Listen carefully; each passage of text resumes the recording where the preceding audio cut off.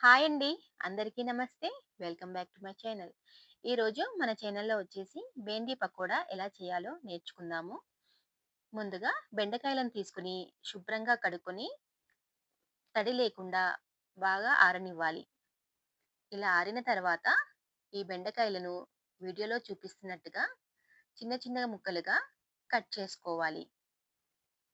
ఈ బెండకాయ ముక్కలనేవి అన్నీ ఒకే సైజులో ఉండేలాగా కట్ చేసుకోండి.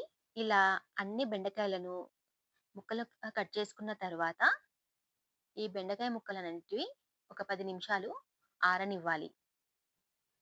ఇంకా ఏమైనా తడిగా ఉంటే అదంతా పోతుంది.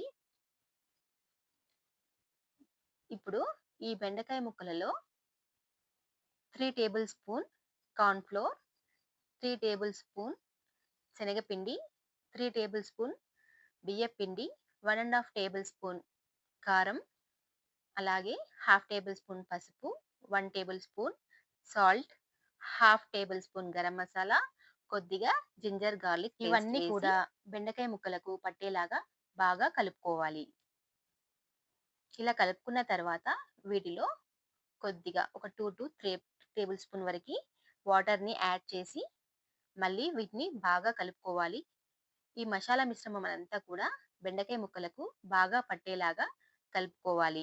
ఇప్పుడు ఒక కడాయి తీసుకొని స్టవ్ మీద పెట్టేసి ఆయిల్ వేసుకొని ఆయిల్ బాగా హీట్ ఎక్కనివ్వండి.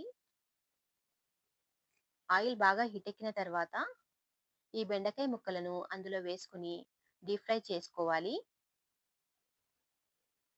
ఆయిల్ అనేది ఎప్పుడు హీట్‌గా ఉండేలాగా చూసుకోండి. ఇలా హీట్ ఎక్కిన ఆయిల్‌లో వేయడం వలన బెండకాయలు క్రంచీగా ఫ్రై అవుతాయి. ఇలా అన్ని బెండకాయ ముక్కలను ఫ్రై చేసేసుకోవాలి.